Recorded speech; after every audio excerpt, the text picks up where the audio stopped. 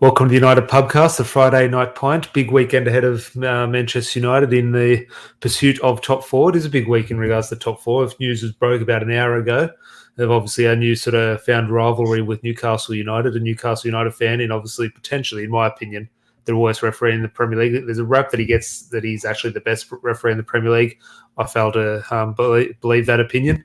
I think he's the worst referee at the moment in Michael Oliver. He's going to be taking charge of the match against Everton, which has sort of ruined my Friday night. But do have a drink in hand. Larry's with us for Friday Night Pint. And just as we say, sort of discuss the week that was at Manchester United. It was an eventful one at the start after defeat against so-called Newcastle. And then we do look at a big week. We had the win during the week and now a big top four battle, not top four battle, but a big 3 points up for grabs in the race for top four against Everton. So another very big week at United. Always good. It is a big week at United, and it's going to be a big week every single week until the end of the season, I think, Tom. It's going to be an absolute rat race for those Champions League positions, and I'm pumped for it. Everton always put up a good match against United. I don't care whether they're in a relegation battle, they're challenging for Europe. Whenever we verse Everton, it is never straightforward. We always lose. We draw. They seem to be a bit of a bogey team. I'd be interested to see the statistics head to head. I might just check that while we go live, as we go live, I should say. But do you recall an easy game against Everton? I remember the belting under Ole Gunnar Solskjaer. That definitely sticks out in my mind. I think at Goodison Park, I could see bogey ground at Goodison Park. And look, over the years, pretty much everyone has got their fair share of joy out of visits to Old Trafford. Unfortunately, I don't sort of really fear Everton, and rightly so, at Old Trafford. It's more Goodison Park. I can see that a little bit of a fear factor, a little bit of a bogey ground. But you mentioned rat race there, Larry. Look, completely off topic, and that is what the Friday night pint. You just sort of rejogged my memory. Have you ever seen the movie Rat Race with Rowan Atkinson, John Cleese? It's in like Las Vegas 20 years ago. It's a belter movie. If you have seen Rat Race, it's one of my favorite movies growing up as a kid. If you haven't seen it, Rowan Atkinson, they're in a casino and they get that one chip and they go and they're racing across the country for $2 million or something. If you have seen it, let me know. I need to find the old DVD. Absolutely brilliant movie. But I'll say good day to everyone in the live chat.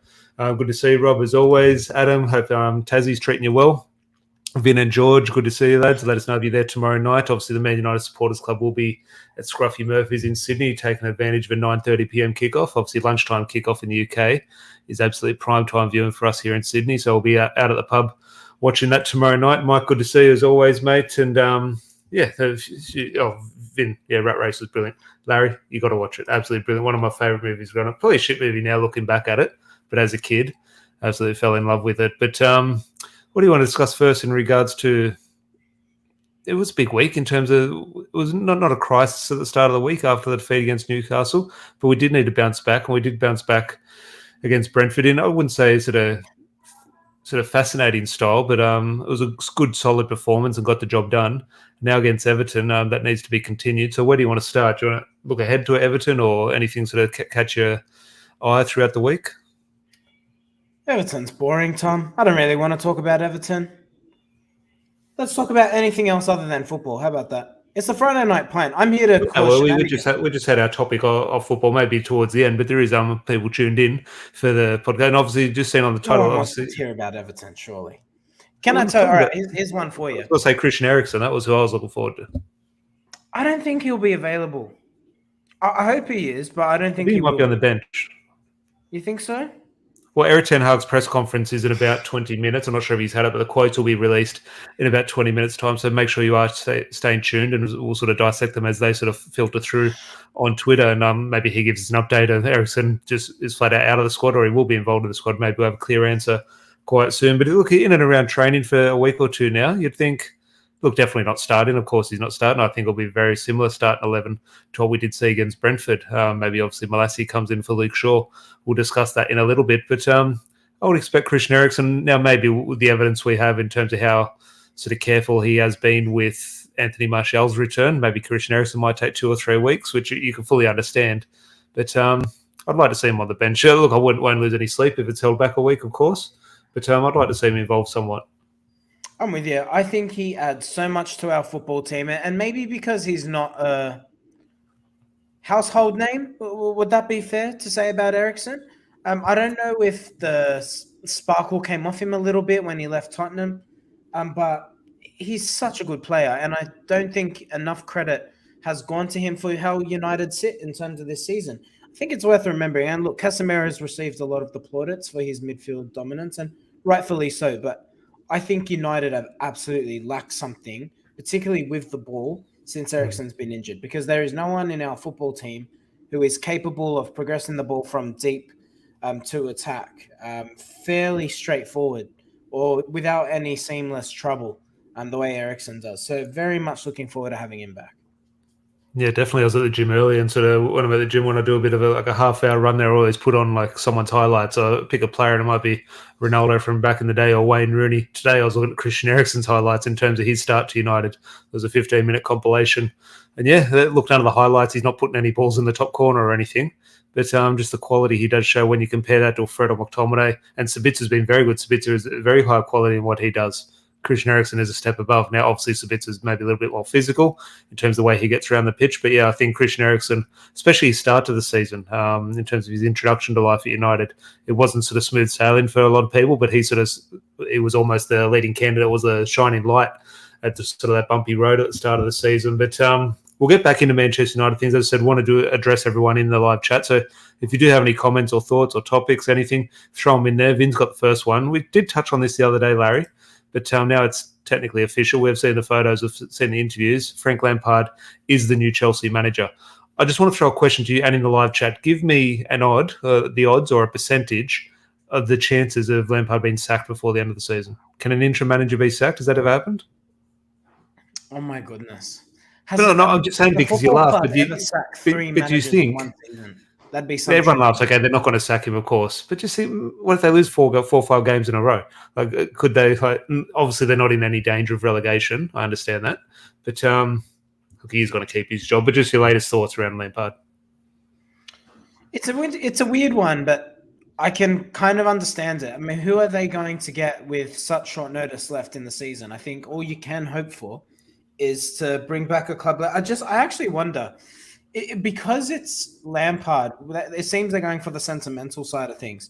Do you think that they're looking to get a tune out of the younger players, and they're probably thinking, well, a lot of these younger players maybe have looked up to Frank Lampard, even if, someone like me who grew up watching Frank Lampard, like I'm no Chelsea fan, but if I imagine if he was my manager, I'd feel quite honoured to have someone like Frank Lampard be. Do you think that that's what they're trying to achieve? I don't know what to think it is, because I think like when Jose Mourinho was sacked from United, we brought in Solskjaer for that feel-good factor. But ultimately, Lampard's had that feel-good factor. He's been there as a manager, started off well enough, and people can have their opinions on him as a manager. But ultimately, without a transfer. Yeah, but ultimately, we remember the failure. So we remember how it ended, and then Chelsea fans didn't turn on him. But like idiots in their fan base, we had idiots in our fan base. They turned on Solskjaer. Some of the Chelsea fans turned on Lampard. And it got messy to the end, and everyone just wanted a clean break. So I just put it back in the situation. A lot of people are saying, "Okay, Lampard's coming. It's a good PR move by Todd Boehly, get fans on side." I'm just saying, put yourselves in a similar situation. If things went bad for Erik ten Hag, if we brought back Ole Gunnar Solskjaer for the feel-good factor, after how it ended, I don't think it would be a feel-good factor. But as a United fan, I wouldn't want Solskjaer back, even if he was going to be brilliant for that 10 games. I wouldn't want sort of to relive those memories in terms of getting those fans back out of the woodwork. So as a Chelsea, I'm sure their situation is very different in regards to their fans and the sort of the culture of their fans, but I wouldn't want to be a Chelsea fan in regards to, I wouldn't want to be throwing Frank Lampard back to the Wolves, which is sort of what it is. Here's an interesting one for you, because this is the Friday night point. It's just going to be a little bit of chaos. And if Tom tries to bring it all together, trust me, I'll be there with the hammer. Tom, let me ask you this. If Manchester United, of course, look, I hope Erik ten Hag stays at Manchester United for the next 20 years. But if Manchester United were going to bring in an interim manager, and it had to be a former player, someone who hasn't been a manager of Manchester United before, who would you bring in if it was up to you? What, am I bringing in to someone to do a footballing job, or just me as a fan who I want to see on the sideline? Just interim. So just imagine it's the same circumstances as Chelsea. Like, you're not going to make top 4. It's just about, bringing back some sort of feel-good factor. Who would you bring in? Do they have to be a manager and sort of in the managerial game, or just an ex-player, just hypothetically? I would pay to see Roy Keane as manager. Well, Roy Keane's got the managerial pedigree. He's obviously in and around management. He's managed for the last 10, 15 years. So that's as the manager, that's who I would bring back. bring back as Would the you actually? I reckon it'd be chaos if Roy Keane took as an over. interim. If you get a job over the line for the last 10 games, Roy Keane But would I be don't the think man. as an interim, I think he'll scare the players. I think he'll Yeah, actually make them quit. but as a fan, what have we said? If we were in a position where we needed that sort of an interim manager, like when Solskjaer came in to change the mood, to bring back the standards of what Manchester United is, I know people have the views of how those standards sort of ended up under Solskjaer, but Roy Keane would be, and again, hypothetically, someone out of the managerial game in terms of just as a fan. I don't know, you'd be looking at who's your dream sort of Eric Cantona. Wayne Rooney, I think. If say he's in the managerial game, so there's two different categories for me. Roy Keane and Wayne Rooney. It's a good factor. You can't you need some sort of managerial experience. Otherwise, Yeah, just put you and me there. yes, Imagine okay. that. Roy Imagine Keane's you in the and me as managerial managers game, of but Roy Manchester Keane's United. still looking for a job. Wayne Rooney's in a job. So there's a comment here from George Laurent Blanc, obviously linked with the job a while Yeah, ago. that's boring. Doesn't excite me. Borche here, I like Borche's shout, Ruud van Nistelrooy, which Yeah, obviously that's a probably shout. has long-term sort of aspirations to potentially manage. Great interview with him and Gary Neville on the overlap the other week. I really enjoyed that. If anyone hasn't watched that, go watch it. Definitely worth an hour of your time. Absolutely brilliant. Watch and look, Ruud van Nistelrooy for me. Probably my favourite striker growing up. I've never seen a better striker at Old Trafford than Ruud van Nistelrooy. But yeah, it'd be Roy Keane for me. And again, that's the wrong decision. I fully accept that. He wouldn't be the perfect interim manager, but I would the season's I'd not be here perfect for if the you need an news. interim manager. Just imagine the stories that would come out with Roy Keane as manager. You'll find But out that's who all the what top players are. That's for but sure. that's what we asked for. That's what we sort of demanded under Ralph Rangnick, under Ole Gunnar Solskjaer. That's what we wanted. So now suddenly you're going to get someone who's going to provide that, and you think, hang on, that's not exactly what we want. I'll tell you what he would do. He'll have a video analysis. His first session, I can imagine. He'll call a video analysis session, and he's going to show the time he was on when he was on punditry, and he said, leopard never changes his spots, and then he's going to say, "Well, I'm the zookeeper now. So which one of you bastards wants to step up?" I think it'd be great. I think it'd be captive.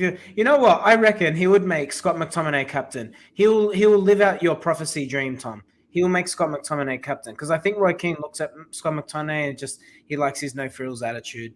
He's probably the most 90s player we've got. So I think he'd be all in, and I think he'd probably sign a new 10-year deal. Well, to be honest, you've overlooked the one man he definitely would give the captaincy. He'd obviously give it to Casemiro in terms of the way he's spoken about him. Casemiro would be the captain under Roy Keane, but who knows, maybe a partnership between the two. But look, back to obviously Christian Eriksen. We'll have an answer in maybe 15 minutes if he's potentially going to return quite soon. But looking ahead to the Everton match, Anthony Martial sort of has had minutes in the last two games. Marcus Rashford played through the middle and got the goal. So, okay, at the moment, you'd say, okay, 1-0 winner, you keep him up the front. I think after Jadon Sancho's performance, I think he played quite well, but didn't sort of pull up any trees and sort of stand out. So I see a situation where I would be picking Marcus Rashford on the left and Anthony Martial through the middle. Where do you see, in terms of the evidence we have of Erik ten Hag's sort of monitoring of Anthony Martial? Is it time, which we've called the last 2 weeks, that he's got to start? He hasn't. He's been on the bench. Is this time we're going to be proven right and he's going to get the start, or can you still see it being a slow burner under the manager? I think he's definitely not had it. That's poor words from me. I think he's probably seen his nose with Weghorst a little bit. I think he's protected him a lot in the media, but he can't be happy with the caliber of player he is. Like he can't. I don't think it's about the footballer anymore. I think he's looking at the stats and going, he's not scoring goals. I think that's what his bugbear is. It's not so much the play. I think we can look at the pressing and hold up play. I don't think he holds the ball up, but that's that him part as a footballer. You can look at that, and he might see positive or pros and cons to it. I think he's simply now his issue is the goals. Yeah, no, it is, and unfortunately, he's just not mobile enough to really offer any sort of threat. I think he has good movement, I've got to say. I think he creates chances for other players because his movement is smart and like he's a big body. So like he pulls defenders out of place and creates space for others. But yeah, he just doesn't score enough, does he? And the sad thing is, it's not even like the Burnley effect where you might get, you lump it up and you hope for the best. He's had lots and lots of chances. He's just not been clinical at all. Yeah, look, it's a hard one. And look, last 2 weeks we haven't really had any discussion around the owners in terms of is it going to be Qatar, so Jim, or the Glazers going to stay in charge. I think Veghorst's future very much does come down to who the owner is going to be. I think if a new owner comes in, I think we sort of heavily invest in a new striker, and then obviously Veghorst goes back on loan to, or is it Besiktas or Burnley, wherever he's going to be playing his football. But ultimately, if the Glazers do stay in charge, with fingers crossed that's not the case, but let's say it is a potential sort of possibility, Weghorst stays. I think there's a chance he stays regardless, if I'm being honest with you. I think United, when you play teams traditionally who have been successful with one striker systems, have three strikers at the very least. And that's going back to, I think I can, like when Real Madrid, 2009, 2010, Higuain and Benzema were part of the same football club. Like there is nothing wrong with. I think we just need to get rid of this notion that if you've got a strong number 9, the thing behind him has to be fodder. It simply does not. If we go into next season and our strikers are Harry Kane, Anthony Martial, Wout Weghorst, I think that's good. I love the striker at Atalanta. Is he Danish? I like him a lot. Wouldn't have a clue who he is. I think I've seen the name. I've seen a Danish name. I think he's a young fella. I think he sort of came out as a Man United fan. Hoyland, or sounds like Haaland. I think it's Hoyland. But it is Hoyland too. I think he's a Man United fan. But again, are you bringing that young player to lead the line for Manchester United? Of course not. No, he can't be first choice. But if you bring him in and you bring in, I think if you get Harry Kane, who I think anyone we're bringing in, sorry to interrupt you, but we can't bring in a backup because I'll tell you what, a backup, we bring Hoyland, Evan Ferguson, they're going to cost 70 million. You can't bring your backup. Whoever we want a striker, we're going to pay through the roof. We might as well go and get target number 1. Unfortunately, because I like Evan Ferguson from Brighton. In our mind, we say 15 million, maybe 20 million. I'm telling Brighton are going to charge 70 for him. Nah, I think it'll probably be closer to around 50. But still 50 to sit on the bench and play 5 games a season if Harry Kane comes in. Oh, look, he won't play 5 games a season. It'll be more than that. But look, nonetheless, I think if you sign Harry Kane, I still think you need to sign a backup. I think you need to sign. But that's what I mean. But what's a backup going to cost? Because at the moment, our previous backup signing was Dan James, and Dan James I thought did well at United, but he was what he was. And that is what your backup signing is. We're thinking in terms of quality, we want a £50 million, £70 million player as our backup. It's not going to be the case. I don't know. I think we'll wait and see. But look, if Qatar, I don't know what the financial fair play dynamics are at play. But if Qatar take over, I think that absolutely helps United's case. And the other thing is, I actually think we have been here season after season after season saying United need to clean out, United need to clean out. I can really see a lot of players leaving this summer. Like a lot of players. It's hard. Yeah, well, the only sort of pushback I would have against that is we say that every year. Now, again, this year will be different, but we always say this year will be different. So I do agree in part, but I also think, well, no. Well, the difference is that the ones that would be coming out this time have 1 year or less left on their deals. Yeah. Oh, yeah. Every year, sort of, you got to isolate it and treat it as its own. But George, here was shout. No, we won't go into too much detail because Larry and I met up for a beer yesterday and we discussed this heavily at length. So I think we know Larry and I will sort of we know each other's thoughts on this. But what about Greenwood as a backup if Kane is allowed to play? Not to have a 20-minute discussion around it, Larry, because we picked each other's brains last night. But and what a good chat it was. Just give us a 30-second sort of wrap-up of your current Greenwood thoughts around the situation. I don't think he'll play for United again.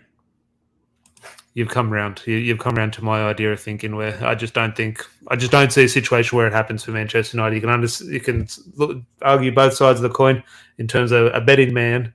I don't think Mason Greenwood plays for Man United, and I think that's a good thing because I don't think he helps Manchester United having that circus around.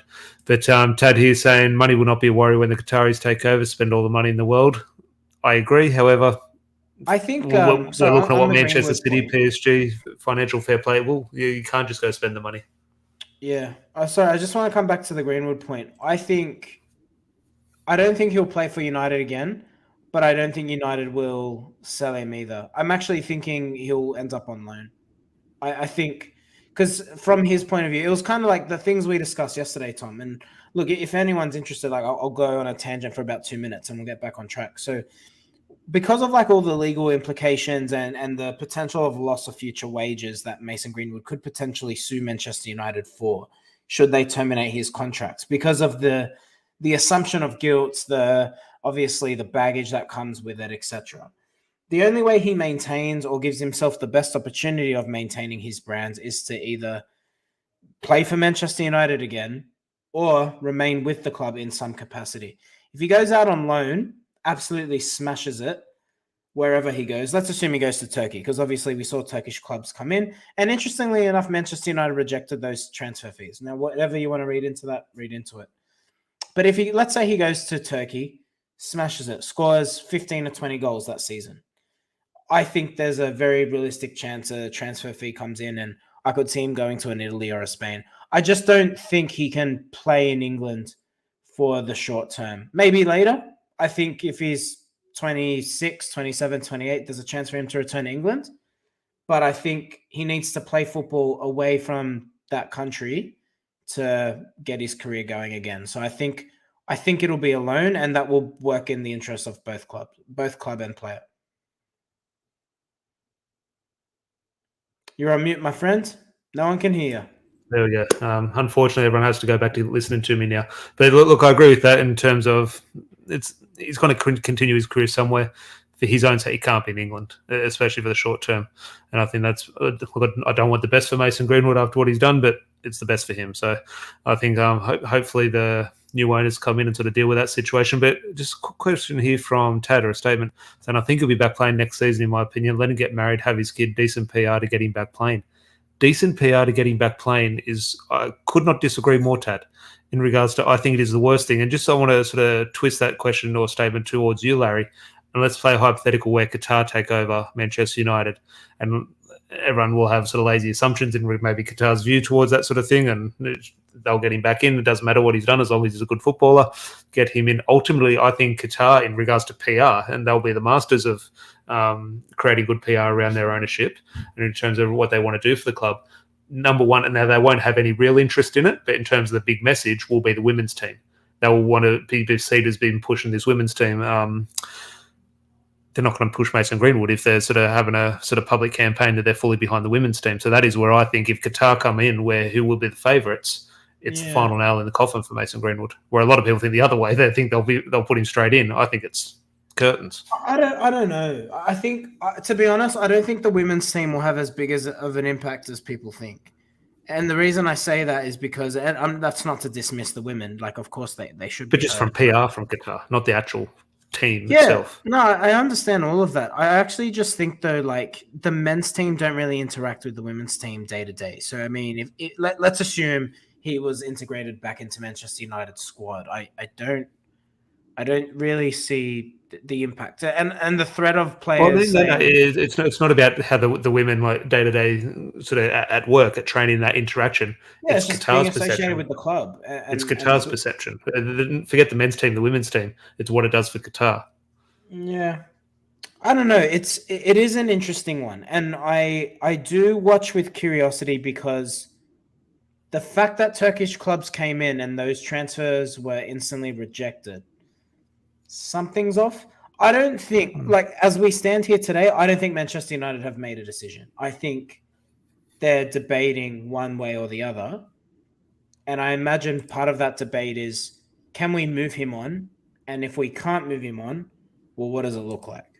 I imagine that's the discussion. Like any sensible organization would do. You need to weigh up the risks. At the end of the day, there's I hate to say it, but it's a business. And they have to treat Mason Greenwood like an asset, like they would anyone else.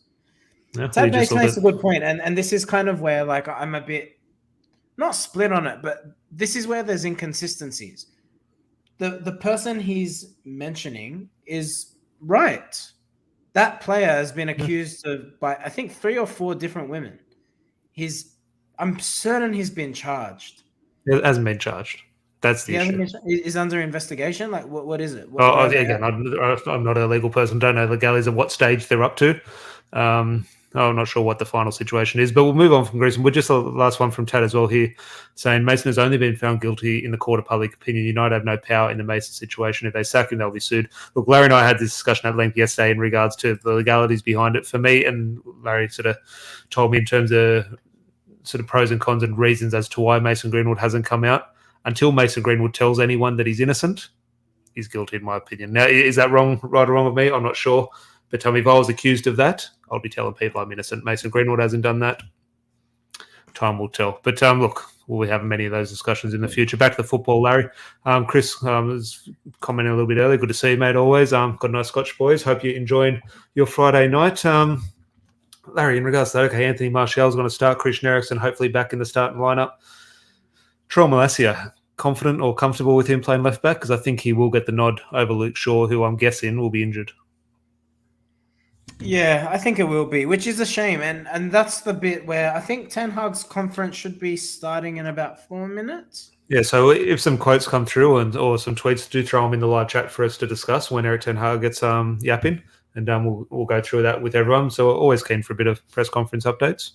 Yeah, you and I discussed Shaw and Malacia last night, didn't we? And I like Malacia. I think he works hard. But in terms of pure footballing ability, I think there is a clear drop-off between him and Shaw. I think... When they say this drop-off, and you're right, but Casemiro to McTominay, Martial to Weghorst, all these drop-offs, Shaw to Malacia, we want this, okay, and it's very hard when you do look at Real Madrid, who have been the most successful team in Europe, and you do look at their bench and they're all first-team quality. So I understand that sort of flies in the face of my argument.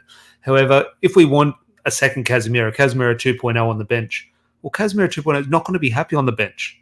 So you're not going to get those performances. He's going to leave, and there's naturally going to be a drop-off between your A's and your B's. And I just think that's always been the case. Goes back in our double-winning team in 07-08. Okay, you had Ferdinand and Vidic. Then it was, Johnny Evans and who would have been fourth-choice centre-back back then? Probably John O'Shea or Wes Brown maybe slipped inside. There's a drop-off there. There's always going to be a drop-off from your starting 11 to your squad players, no matter sort of how good your squad is. Yeah. Look, the reason they're starting. I agree with you, but I would kind of counter-argument and say Manchester United's most successful period. Like Fabio da Silva, I think... he was a good footballer, he wasn't Patrice Evra, but he was good. He was good when he came in. That's a big drop-off, though, a huge drop-off. Yeah, sure, Malacia is closer than what Evra and Fabio were. I thought Fabio was decent. Oh, no, Fabio's very good. Better. You know what's really interesting about the Da Silva twins? Fabio was the one that Manchester United actually wanted. Yeah. And then I think the agent negotiated to say, well, he won't sign unless you sign his brother. And they said, all right. It's very interesting. They did one of those, remember, during COVID, they did one of the United podcasts. And they did them together. Very interesting chat. If you haven't listened to that, go back and listen. Very good. Look, I love the Da Silva twins. Remember that time they played as a midfield pairing against Arsenal? We beat Arsenal 2-0. And I just think it's amazing. And they did very well. And that's always a trivia question we use at the Supporters Club in terms of... I always love that man. If you go through and name the start 11 from the 2011 Champions League final, Fabio played. And Fabio played at right back. Was Rafael injured at the time, or was he just out of favour? What was the thinking behind that? Because Fabio was very much left back. Well, Fabio was right-footed, but played on the left. Well, he's obviously two-footed, but he's maybe more suited to the right, ended up playing on the left. And Rafael must have been injured. I think they mentioned that in the podcast. I forget, maybe I should have listened more closely. But Evra played on the left and Fabio played on the right. Obviously a tough time for Manchester United against that Barcelona team. But George here... Is he, obviously I see a lot of plaudits around Trent Alexander-Arnold and his delivery. And I know it's a bit different, but does Shaw deserve more credit for his crossing ability? Because I think every time I see Shaw cross... He's looking to get it on the head. He's not crossing into the area. Shaw's crossing technique and ability, I agree with you. A little bit underrated. What I think Shaw needs to do more of to sort of get in that category of, who's the best, cross it more, get in the position to go and show that intent to cross it, get to the byline, get your crosses in. And again, some of that's down to team instruction, who's in the box. Obviously, you're going to cross it to Marcus Rashford, potentially not. Weghorst is maybe not going to get in the anything, so maybe he sees up what's in the box and I won't cross that. where Trent Alexander-Arnold and Robertson just whip balls in for fun no matter who's there. And I'm just thinking, so not to be critical of Luke Shaw, but I think in terms of the perception compared to Robertson and Trent, they're just sort of spamming those crosses. I think Luke Shaw is a little bit more careful. And look, I would like to take a few more risks in the final third, but that's where I think potentially Luke Shaw drops down a category. But in regards to his quality, the prime example, you go back and look at the League Cup final, the goal for Casemiro. You go watch the reverse angle of that cross. It was David Beckham. Yeah, that's true. That is true. It's interesting, and I would love to do a video on the way that football positions have evolved over time. I think that's another interesting one. Oh my gosh, the Hall of Fame. Can someone tell me how Dennis Irwin didn't get a nomination? I think that's we don't have that long. I'm telling you, I could do that discussion for. And there's some players, and look, it's hard because there's players, in my opinion, I would love to see go in there from a Manchester United point of view. Like if Manchester United had their own Hall of Fame, you could only imagine sort of the unique names that we would throw in there. Obviously, I understand in terms of keeping the Hall of Fame very exclusive, it's hard to put in. Like I'll throw Nicky Butt in the Hall of Fame. I think he's well worthy of it. In the Premier League Hall of Fame, when you're trying to keep that exclusive, even me, as a huge Nicky Butt fan, will say, okay, maybe not the Premier League Hall of Fame. But ultimately, throwing names in nomination, nothing. It's a very good striker, Larry. Jermaine Defoe. Good striker. Good striker. Hall of Fame. You can't be putting Jermaine Defoe in a Hall of Fame. Well, how long did he play in the Premier League, though? He played for but there is a difference. There's a lot of players who played a long time in the Premier League. Tom, you don't have to. Not every single person. Like, what's the criteria? And this is that's what I mean. It needs to be exclusive. I don't. It cheapens it. If not, if we're just saying no, he had a good career. You're confusing. Look, and this is just my opinion, but I think you're confusing a Manchester United Hall of Fame versus a Premier League Hall of Fame. Manchester United Hall of Fame would open it up to Premier League. No, the Manchester United Hall of Fame would open up to Cathon reception. Should go in it. That would be everyone involved in a Premier League Hall of Fame where it is all clubs, and you can't just at the moment you would be having. There should be 50 players from each club in. If you're nominee, it's not an official. None of these players have been officially inducted. So, but if they're at the nomination stage at this stage, or like this early on into 2 or 3 years into the process, eventually they're going to go in. Maybe. I think of the last group of nominees, Rio has to be Gary Neville. Gary Neville, of course. You just look at it. Rio Ferdinand, I think, arguably, you say, well, I think he's Manchester United's best ever defender. If that's the case, well, he's the Premier League's best defender. I throw Rio Ferdinand in there. Gary Neville's been the best right back in Premier League history. Gary Neville goes in there. And look, was John Terry a good centre back or? Oh yes. Was he though? He was very good. He'd be the last defender I'd want to play against. He was very good. I know we try a lot, but again, if they kept Ryan Giggs out of the Hall of Fame, John Terry can't go in. But what will they do? They'll throw John Terry in. Of course they will. But they made a decision. If they didn't include Ryan Giggs, you cannot include John Terry. Now, one's Manchester United, one's Chelsea. That'll be the deciding factor. But one's an ongoing court case. One was, racist comments. Interesting, but neither are right. But like in terms of scalability, what Ryan Giggs is being accused of doing versus what John Terry did. Yeah, Hall of Fame. Scale there. Hall of Fame is like, I think it's, look, I like the idea of it. It's just in terms of it was rushed upon us and sort of, it seems a little bit cheap in my opinion at the moment in regards to some of the names are going in there. They're just trying to maybe spread it around all the clubs. I would like to see them induct players every 5 years. Like it's been too quick. Every year. It's been far too quick for me. Yeah. In terms of adding here with a shout, yeah. In terms of, look, they won't throw all 3 Manchester United players in. Of course, one will obviously go in just because they're deserving. But the shout, Andy Cole, you just look at the goal record, definitely in there. But taking it back, Larry, in regards to, look, we'll be having plenty of Hall of Fame discussions over the coming weeks, coming months, even years. So also, it is 11:05 here in Sydney, so it'll be that.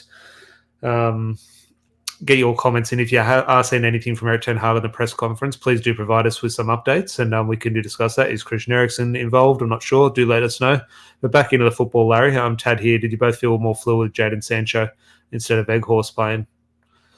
100%. I think Jadon Sancho is a very good footballer. I don't think Weghorst is, in regards to the quality needed at Manchester United. Ultimately, the better footballers you have on the pitch, you're going to be far more fluid. So And that is where I think Erik Ten Hag will be looking at. Look, Anthony Martial is different to Jadon Sancho, but similar player in terms of technical, get on the ball, provide good football compared to Wout Weghorst. So just your thoughts there in regards to Jadon Sancho over Weghorst in regards to the makeup of the front three.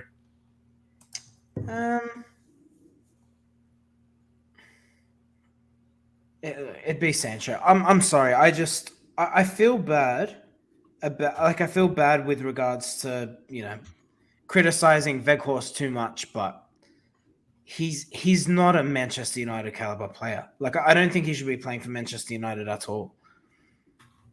I think of, Odion Ighalo, when he got signed on loan, there was some criticism. But you know what? Odion Ighalo scored 16 goals in a Premier League season before. He was a good player. And I think that's what it comes down to. I think that's what it comes down to. We praise the work rate, of course we do. But in terms of, you combine his time in the Premier League with Burnley, and he had scored 2 goals for Burnley. And I don't think he's got a Premier League goal yet. I'm just thinking we shouldn't be judging him on his time at Burnley. Of course not, because obviously they play a different style of football. They have different objectives.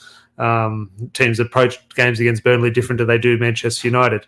But yeah, he's not a goal scorer. I think it might have been Gary Neville or Roy Keane. I forget. I think it might have been Gary Neville on one of these latest shows. I forget which show it was. But he made a great point. It makes no sense, but it made complete sense to me. He said he's a goal scorer who doesn't score goals. And that's what he does look like. That big number 9, you always look at him, that player in the team, as someone who's going to go grab your goals. That looks like what Weghorst should be. He does that without the goals.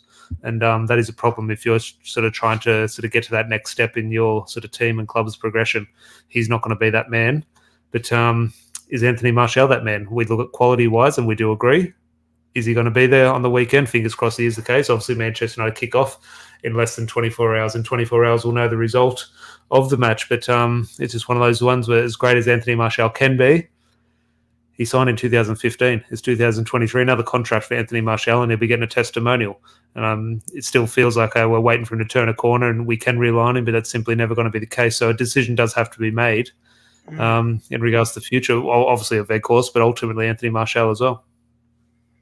Yeah, I wonder with Martial. I don't think it's a foregone conclusion that he leaves, but I think his days as Manchester United's number 1 striker are gone. Absolutely.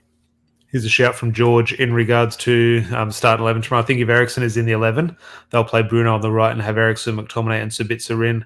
Bruno Fernandes on the right. Is that still a thing? I don't think so. I think Anthony is actually coming into some good form. And I think Palestri's look good as well. So I think those 2 players are on the right ahead of Bruno now. So, well, off the back, and look, it was a while ago, Bruno Fernandes had that little spell on the right-hand side. Looking back in hindsight now, do you look at it and Bruno Fernandes was playing at the expense of other people? So Anthony wasn't doing well enough, Sancho wasn't doing well enough, that's why Bruno was there? Or was it Erik Ten Hag telling the truth and saying Bruno Fernandes was there for this reason or that reason in terms of providing for the team?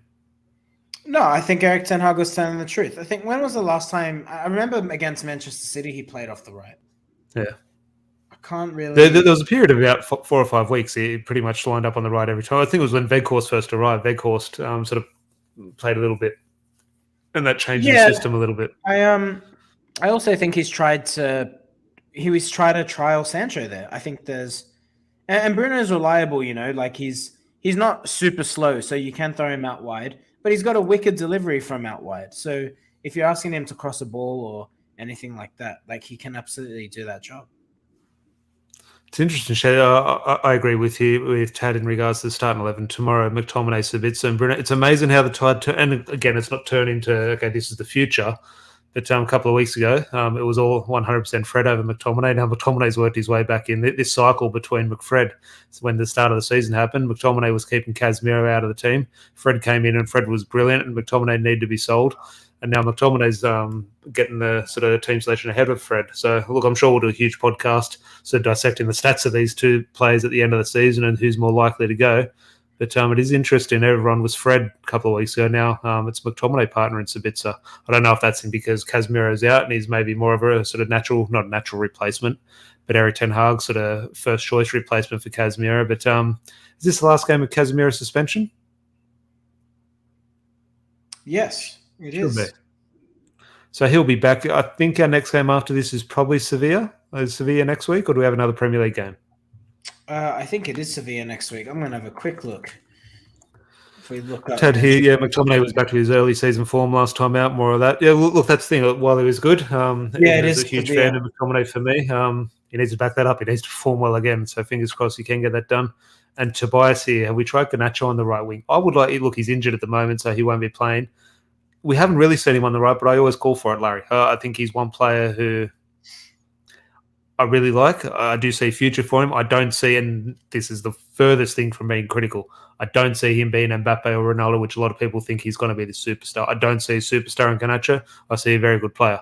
Now, you can become a Manchester United legend by being a good player. You don't have to be a superstar. I don't see the superstar, which a lot of people do have those hopes for him. I think he has the potential to be a very good player. And I think not more suited to the right, but look, he's right-footed. I'm old school. I like to see my right footers on the right-hand side. Provide something a little bit different, a little bit easier in regards to the frustrations we have with Anthony in terms of getting crosses, and he won't do it because he's not on his right foot. I think if you play Garnacho on the right, potentially, especially with his space or pace, to get him behind, he would find himself in positions to be crossing the ball a lot more. On Garnacho, and I've had the same opinion as you, to be honest, but I think back, and I think of Rashford's first season, and to be honest, if you think of what Rashford did, I would have said, well, I don't see world class here. When Rashford burst onto the scene, no, I didn't. Oh my! He was putting the ball in the top corner every game. I mean, not really. I mean, he scored 7 goals, but yeah, I mean, he started red hot. He scored 4 goals in 2 games, and then he scored 3 more for the rest of between March and May. He was pretty. He looked special when he burst onto the scene, Rashford. He did, but if you watched him in the under 18s, which I did, like he looked good, but he didn't look like he wasn't heads and shoulders. Like if you compare what Marcus Rashford was in the academies to say a Mason Greenwood, chalk and cheese. Mason was clearly heads and above best player, same as Angel Gomez. But Garnacho, if you compare Garnacho's first season, which this is, compared to Rashford's, I think you're seeing more football out of Garnacho than we saw out of Rashford. Yeah, but you're seeing a football manager compared to Jose Mourinho, who, okay, we're here, okay, get the ball front and let's see if they can create something. There's no sort of systematic sort of tactics in regards to what Marcus Rashford sort of instruction. It was just sort of get the ball in behind. Obviously, he had that first spell under Louis van Gaal, but under Jose Mourinho, it wasn't sort of the free-flowing football. It was very defence-orientated first. So, but Marcus Rashford, I think, has shown improvements. I think when Erik ten Hag came in, I had sort of fears for Marcus Rashford in regards to his suitability, but he's proven me wrong. We can discuss the football, but ultimately it's about results, and Marcus Rashford has been able to provide the results under Erik ten Hag. But speaking of Erik ten Hag, before we do wrap up and before you do sort of crash on your keyboard and fall asleep on me, is there any updates coming through on Twitter? That's what I'm checking out. I can't see anything just yet. I am going to... Maybe it wasn't 11 o'clock. Maybe I've got my times mixed up, so obviously with the time difference. Maybe the press conference doesn't happen for another half hour, maybe. So I'm not sure what the case, but it looks like ERIKSEN will be back. So ERIKSEN will be back. Well, it is good in regards to... Forget the quality. Yes, okay. To be up. Well, yes, we want Christian Eriksen to be playing in terms of, okay, he's a good player, and in terms of the quality that he does bring to the midfield. The main reason we need Eriksen back now, in my opinion, simply the bodies. Okay, Casemiro is back very soon, but let's say this isolated game today or tomorrow against Everton in regards to simply bodies. Because if you play Fred, McTominay and Sabitzer, there's no one to come off the bench. Or if you do have one of them on the bench, so you play a pivot of McFred, you've only got Sabitzer coming off the bench.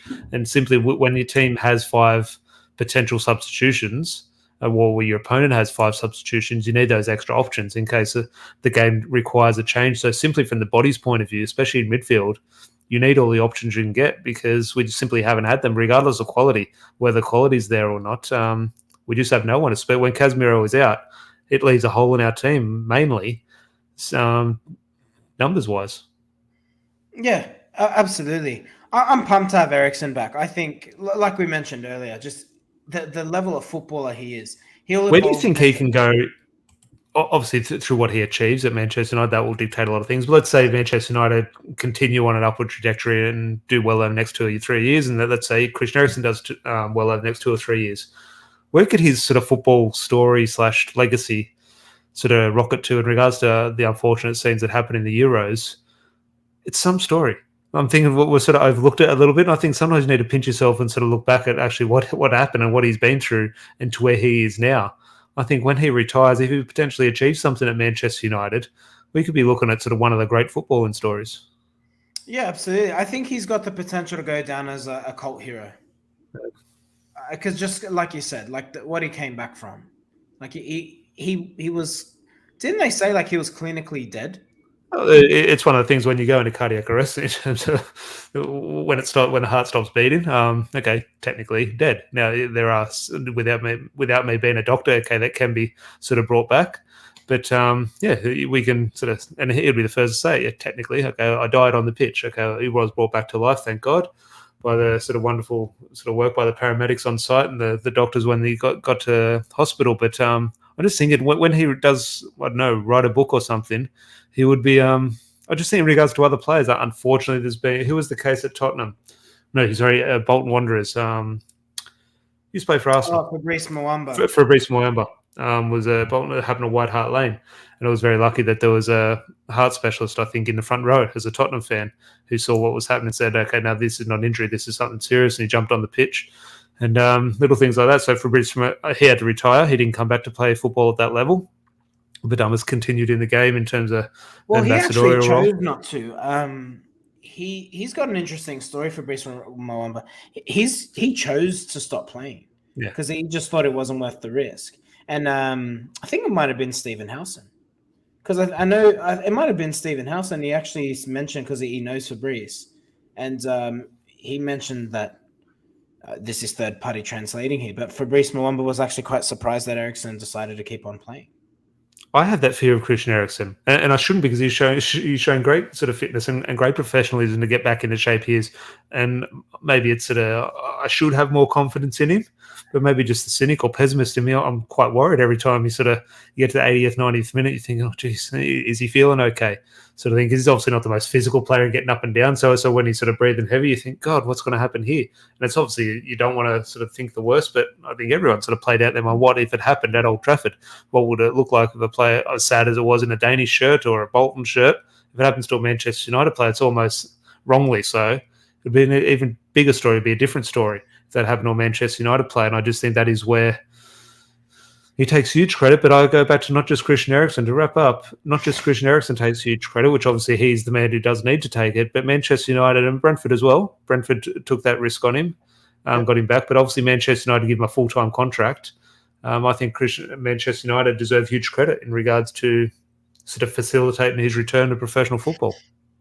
Yeah, 100%. And credit to Christian Eriksen because he's not let it deter him in any way. He had such a positive impact for Brentford last season, and that's transferred over to Manchester. He's been brilliant. Again, just one of those players where I don't think he's gotten his props this season. I think he's been fantastic. It's interesting, though, when you talk to every Manchester United fan, most will say we need a box-to-box midfielder, and that's probably the right decision because, unfortunately, with Eriksen, as good as he is on the ball, defensively, I mean, he's not quite at it.